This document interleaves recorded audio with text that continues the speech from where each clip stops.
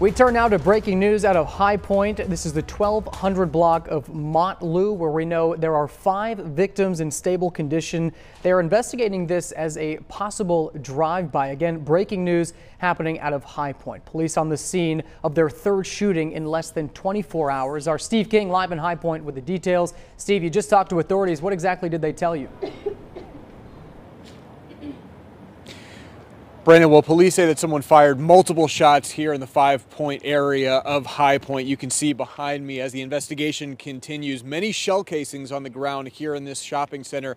Now, investigators say that 5 people are in stable condition. 1 person has been airlifted to Wake Forest Baptist Medical Center. That person, he or she, is in critical condition at this time. Police, again, are hoping that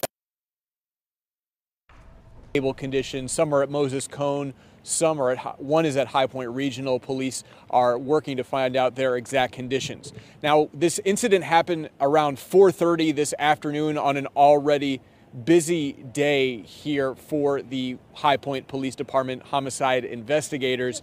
They say that the person who did the shooting was either in a vehicle or possibly had just gotten outside of a vehicle, and they are working to determine that. They are also saying that at this time they do not have any suspect information, but they are working to find out that information as we speak. This is a very active scene, of course. Again, an already very busy day for the High Point Police Department, as they were already investigating a homicide of an 18-year-old and also a double shooting that killed 1 person. So they will be continuing to work throughout the night on this very active investigation. But for now, reporting live in High Point from the 5 Points area, Steve King, WXII 12 News. All right, some unfortunate news. Steve, thank you very much. Well, the shooting that started this 24-hour period of violence happened at a double shooting. Police tell us a 27-year-old man, one of 2 shot last night, has died from his injuries. The shooting happened around 10:30 last night on Sharon Street. Both victims showed up to the hospital together. The other victim is in critical condition. Police say they found shell casings, a gun, and a cell phone at the scene. Also, just hours later on Christmas Eve morning, in a separate shooting, an 18-year-old was shot and killed. Investigators say the young man was shot at around 12:30 in the morning, taken to High Point Regional Medical Center, and then airlifted to Wake Forest Baptist Hospital. That's where he was pronounced dead. As police continue to investigate, they shared their reaction to this deadly Christmas Eve shooting with us. Fortunately, that seems to be a sign of the times. More and more of not only our victims, but our suspects as well are getting younger and younger. You never can tell on the holiday. It can be quiet or it can be busy. Unfortunately, last night it just ended up one of those busy nights. And to stay up on all of the latest information as well as breaking news 24/7, you can follow us on our website at WXII12.com. All right, we're going to turn now to our forecast. It was a beautiful sunny day. Take a look at Belews, the lake out there today. Very nice on this Christmas Eve. No white Christmas here unless you're looking up at the white sky. But Michelle, pretty perfect if you like decent temperatures. Oh my goodness, it was fantastic just to have the sun out right after such a gloomy Monday. And now we're working into your Christmas Eve evening with those 60s out there and dropping finally into the upper 50s. Yeah, we had 60s just within the last hour. You've seen a 3-degree temperature drop down to about 57 degrees now at the 6 o'clock hour, 56 up in Galax. We are on our way though into a stretch of 60s. Happy to report that we're talking about the well above normal temperatures when we typically would expect 49 degrees.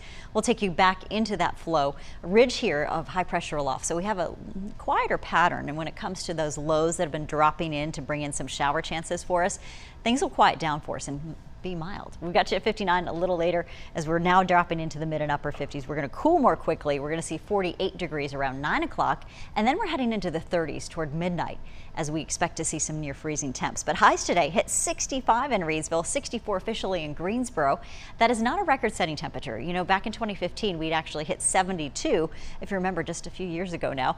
And you've got temperatures at 67 degrees in Burlington for an afternoon high for sure. So average high 49 degrees, 72 was a record set back in 2015, and we are 8 degrees warmer, thankfully, than yesterday. Now we have much more for you coming up, and we'll take a look at your Christmas holiday forecast, plus a peek ahead to New Year's Eve as things begin to change in the forecast by then.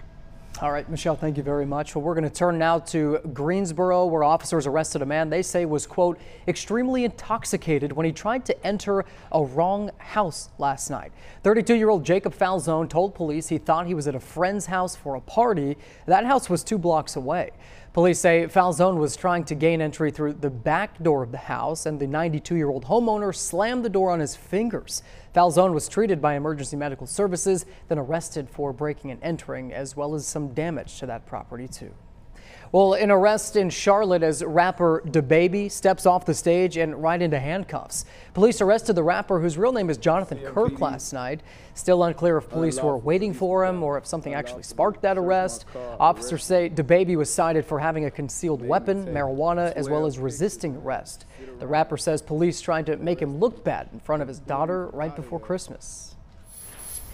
Okay, Beliebers, time to rejoice because this guy, Justin Bieber, is returning to the Triad in 2020. He's bringing his next tour to the Greensboro Coliseum on July 29th. That announcement came on his YouTube page. No word when the tickets go on sale, but the last time he was actually in Greensboro was back in July of 2016.